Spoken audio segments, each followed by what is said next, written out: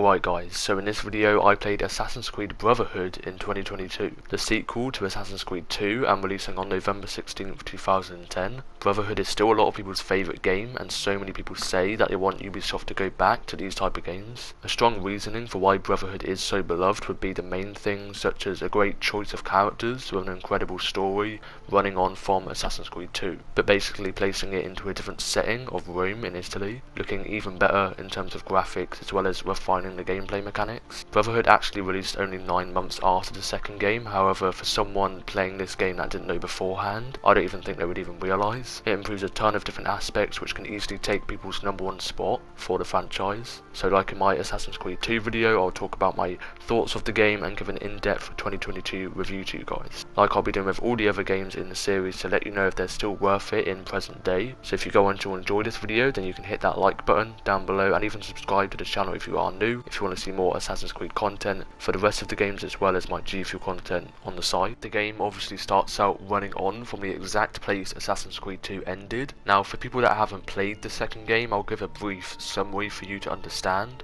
Although I would highly recommend playing all 3 Ezio games in chronological order to really help. Like I said in the last video, the Ezio collection is available for around £12, which is Assassin's Creed 2, Brotherhood and Revelations. That all link the story together, but to avoid spoilers for Assassin's Creed 2, I'd say to skip to the timestamp on screen. That's when I'll stop talking about the story of Assassin's Creed 2. So basically, the story starts off with the life of Ezio Auditore, who becomes an assassin from his normal life as a teenage Italian boy in Florence. However, he witnesses his father and brothers killed right in front of him, due to the Templars wanting the assassins kind of gone. Now Ezio only found out that his father was an assassin before, like just before he was hung. Then after this he obviously decides to flee from Florence with his mum and his sister, and then from this Ezio actually learns to become an assassin himself, going around the whole of Italy and the Italian cities finding out the villain of Rodrigo Borgia, who has this item called the Piece of Eden, which is like a very powerful weapon which needs the Apple of Eden that Ezio actually has himself. Ezio then meets him and he's literally ready to kill him right there and then, but decides not to, which is weird. The game actually ends in the vault of the Vatican in Rome, meeting this like sacred voice called Minerva, I think, maybe. But basically she actually refers to him as Desmond, obviously the present day person playing as Ezio, leaving like him kind of weirded out, and it kind of just ends there. So that is the full brief summary of the game. With Brotherhood obviously there's a lot less character development as Assassin's Creed 2, which did that amazingly. I said you can clearly see Ezio's evolution, especially with the major events that I of course spoke about in the summary, as well as starting out at his birth and then we literally see him grow up in the Ezio collection. Then of course in Brotherhood we already know and love the characters, so they decided to use the same but create an engaging and fun sequel which I really enjoyed. As well of course adding some new faces like another Templar villain of Cesare Borgia, who, you guessed it, is the son of Rodrigo Borgia. Although there may not be as much character development, we definitely see that Ezio's character is more mature, with him being 47, 48 now, and the character of Cesare is seen to be quite different to Rodrigo, with Rodrigo being mysterious and kind of like secretive, whereas it's clearly shown in that Cesare is more aggressive and quick. I suppose a big factor could be that he's a lot younger, but I feel with Rodrigo, his villain character seemed to be more like immersive, like the development was, and it's in Brotherhood they don't really go into as much detail, like there's not as many layers to it. I guess, yes, it is a lot shorter of a game, being only 15 hours, and yes, it was being made 9 months later, but nonetheless I really enjoyed the sequel of Ezio, and we saw a lot more of Desmond's character as well, which had more relevant and lengthier missions to play, which don't go on for too long or are too frequent, luckily. Now let's not forget about the combat in the game, which was improved in Brotherhood compared to 2, however it is still quite similar in all 3 games. With this one they basically made it feel a lot smoother. Some people may think the last game can be kind of clunky, even though it was obviously a lot more in Assassin's Creed 1.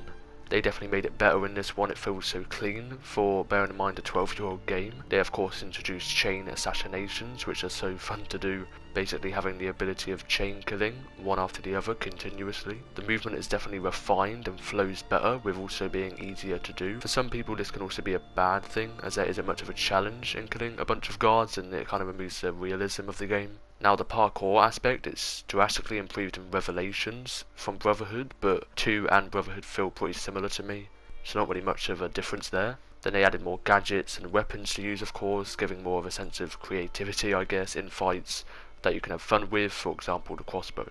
Then along with the major additional feature of guild assassinations, where you can now recruit multiple other assassins pretty easily. By burning the top of towers and helping the civilian in a fight, they can now become one of the Brotherhood, then allowing you to call them in and come out of nowhere to quickly assassinate a certain or multiple targets, which really help in certain missions. One of them actually not even letting you start the battle until you've recruited enough assassins. A really fun and enjoyable feature that performs quite well in the game, as well as being able to upgrade them and make them better. Also, another reasoning for the lower difficulty of the game. And then there's of course other little features that make it more interactive, for example the dyeing of Ezio's robes you can do. There's also much more variety of armour to choose from and renovating multiple areas in Rome, which is actually the main place in the game where you play pretty much the whole story, compared to the last game, which had lots of different locations and areas to visit and spend time in. Although the location of Rome is fairly big to explore, therefore it has a lot more detail, as the developers could spend more time on only one area in the amount of time it took to produce the game, with amazing architecture of the buildings and many different things to do in Rome, like plenty more side missions to give the player more explanation, I guess, to certain characters and backstories. But the thing that really changed for me was the lighting, especially in the opening cutscene, which was really fun actually. I kind of want to play it again. It's definitely my favourite scene in the whole game. It was just so good, it just looked so fun. And especially like the lighting, like I was saying, the sunset in that opening cutscene is incredible. Especially for a 12-year-old game. Like, they definitely did improve the lighting, and also in terms of graphics as well, which is kind of weird to say, but in Rodrigo Borgia's character, I really noticed it compared to the other ones. Like, I don't know why, but like him, they really did improve his look. Like, just the detail on his face for like 9 months later, it's crazy. But also other characters as well, but for some reason for me, I really noticed it in that character, don't know why. But honestly, one of my favourite openings to a game in that mission. Not only in terms of the actual gameplay, but like I was saying, the looks as well, so good. If we are going to take into account the bugs in the game, for me personally, I'm on PlayStation 4 and I didn't encounter any. At least I don't think so, I didn't really notice any.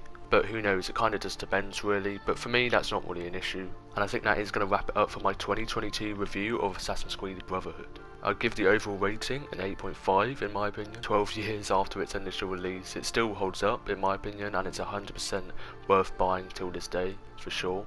A great sequel to the second game with a fun and enjoyable yet fairly short story to follow, with improvement in the smoothness of combat and refined gameplay, as well as a great looking area of Rome to explore with incredible graphics for its time. I was really impressed with. Definitely check out Assassin's Creed 2 before you play this. Like I said, the Ezio collection includes a bundle of all 3 Ezio games in one series. I understand why people love the game, and I feel like it's going to be one of the best in the series that I've played.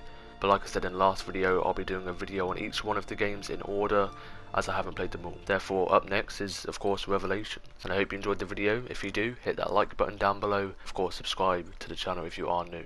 And bye bye.